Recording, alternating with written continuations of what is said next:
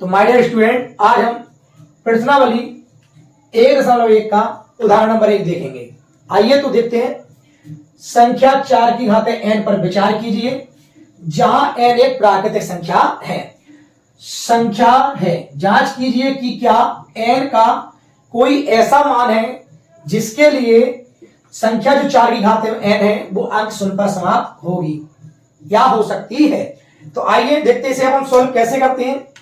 तो हमने मान लिया कि जो संख्या जो 4 की घाते n है वो अंक शून्य पर समाप्त होती है।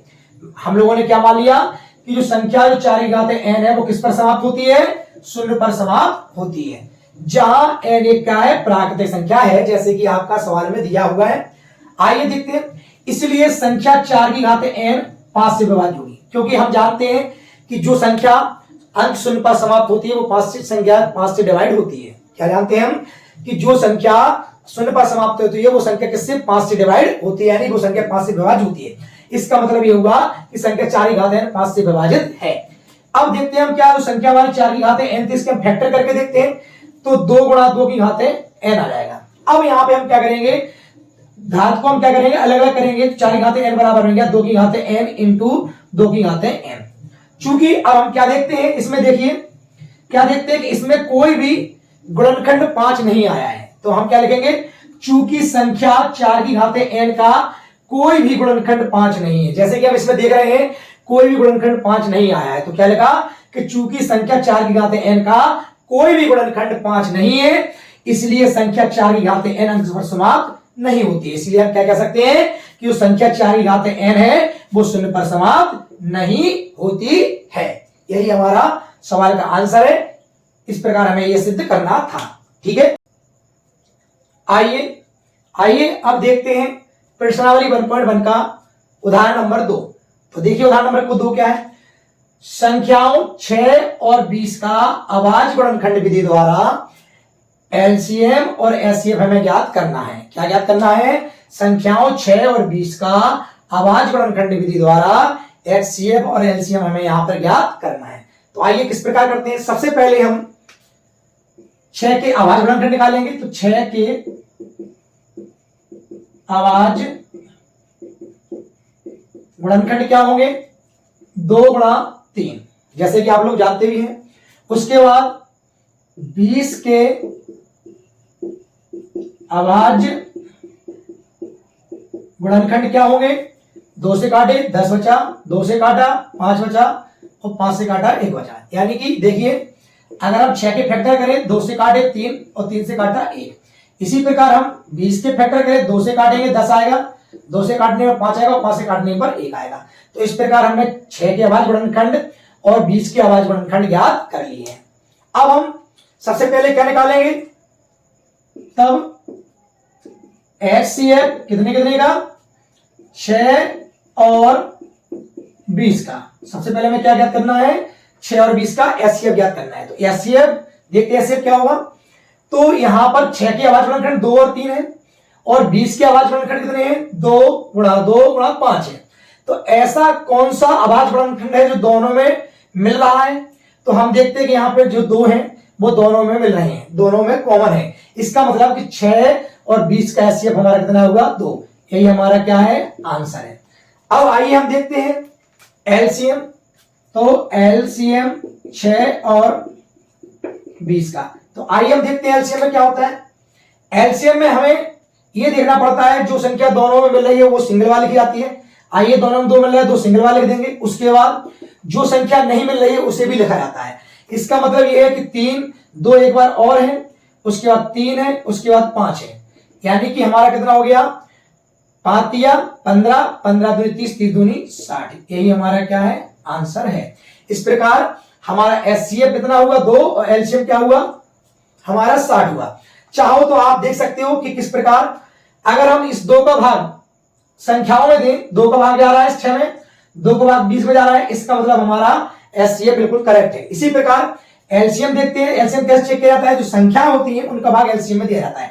तो 6 का भाग देके 20 60 में जा रहा है, इसी प्रकार 20 का भाग 60 में जा रहा है। इसका मतलब कि हमारा एलसीएम बिल्कुल करेक्ट है। आइए प्यारे बच्चों अब उदाहरण नंबर 3 देखते हैं। उदाहरण नंबर 3 क्या कह रहा है? कि अभाज्य गुणनखंड विधि द्वारा 96 और 404 का HCF ज्ञात कीजिए, फिर इसका LCM ज्ञात कीजिए। तो आइए सबसे पहले हम 96 के फैक्टर करते हैं। तो 2 से काटा 4 दूनी 8, 8 दूनी 16, 2 से काटा 2 दूनी 4, 4 दूनी 8, 2 से काटा 2 एकम 2 और 2 दूनी 4, 2 से काटा 6, 2 से काटा 3 और 3 से काटा 1। इसी प्रकार हम 404 के HCF 404 के फैक्टर करते हैं। 2 से काटा 2 दूनी 4, 0, 2 दूनी 4, 2 से काटा 2 एकम 2, 0, 2 एकम 2 और 1 से काटा कितना आया हमारा 101 से काटा कितना आया हमारा 1। अब हम देखते हैं सबसे पहले इनके अभाज्य गुणनखंड क्या क्या है। सबसे पहले 96 के अभाज्य गुणनखंड। तो 96 के अभाज्य गुणनखंड क्या होंगे? 2 इंटू 2 इंटू 2 इंटू 2 इंटू 2। देखो 1 2 3 4 5, 1 2 3 4 5 और इंटू में 3, यानी कि इसके फैक्टर हुए 2 की घाते 5 इंटू 3 की घाते 1। इसी प्रकार हम देखते हैं 404 के अभाज्य गुणनखंड। तो आइए देखते हैं 2 इंटू 2 इंटू 101, यानी कि 2 की घात 2 इंटू 101 की घात 1। अब हम देखते हैं सबसे पहले क्या पूछा जा रहा है। सबसे पहले हमसे पूछा जा रहा है कि इसका HCF ज्ञात कीजिए। तो यानी कि 96 और 404 का हमें क्या ज्ञात करना है? HCF। तो आइए देखते हैं 96 और 404 का HCF क्या होता है। तो HCF में हमें यह देखा जाता है कि जो संख्या दोनों मिल रही है उसकी छोटी घात देखी जाती है। यहां पर देखिए क्या मिल रहा है, यहां पर 2 की घातें 5 है, यहां पर ऊपर वाले फैक्टर में, यहां पर 2 की घातें 2 है। तो यहां पर 2 की छोटी घात कौन सी है? ये है। इसका मतलब है हम ये लिखेंगे तो 2 की घातें 2 बराबर 2 गुणा 2 यानी कि 2 दूनी 4। ये हमारा क्या आ गया? आंसर आ गया। यानी कि 96 और 404 का HCF कितना आ गया हमारा? 4 आ गया। इसी प्रकार अब हम देखते हैं LCM 96 और 404। तो आइए देखते हैं कितना होता है। तो सबसे पहले अब इसमें क्या किया जाता है, इसमें जो संख्या दोनों में मिल रही है उसकी बड़ी घात को लिखा जाता है। तो यानी कि 2 की घात 2 है, यहां पर 2 की घात 5 है, यानी कि 2 की घात 5 लिखा जाएगा इंटू। अब जो संख्या दोनों में नहीं मिली उसे भी लिखा जाता है, यानी कि 3 की घात 1 इंटू 101 की घात 1। आइए अब इनका गुणा करते देखते हैं कितना हो रहा है। तो सबसे पहले 2 की घात 5 गुणा करेंगे, 2 दूनी 4, 4 दूनी 8, 8 दूनी 16, 16 दूनी 32 इंटू में 3 इंटू में 101। अब हम देखते हैं गुणा करते हैं, 3 दूनी 6 और 3 त्रिके 9 इंटू 101, यानी कि 101 गुणा करेंगे कितना आ जाएगा हमारा 96। एकम 96 की 6 हाथ से लाई कितनी 9, फिर 0 से किया 96 0 किया तो 0 0 में हाथ से जोड़ी 9 9 हो गई, फिर 96 का एकम 96, यानी कि हमारा आंसर आ गया 96 96। इस प्रकार ये हमारा LCM HCF निकल के आ गया और ये हमारा LCM निकल के आ गया है। हाँ तो माय डियर स्टूडेंट, अब हम देखते हैं प्रश्नावली 1.1 का उदाहरण नंबर 4।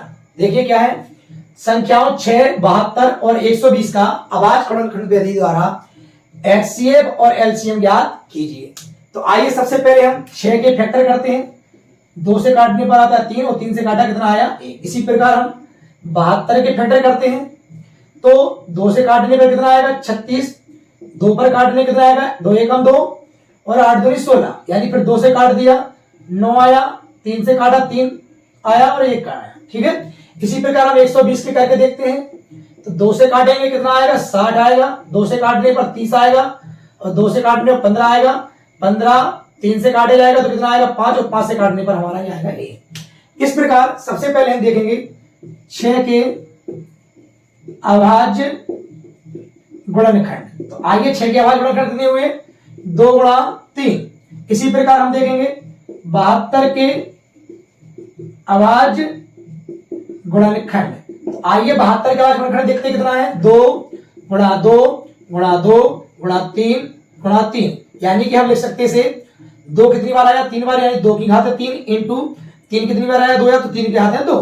इसी प्रकार अब हम देखेंगे 120 के अभाज्य गुणनखंड। तो आइए 120 के कितने अभाज्य गुणनखंड हो गए 2 इंटू 2 इंटू 2 इंटू 3 इंटू 5, यानी कि 2 कितनी बार आया? 3 बार।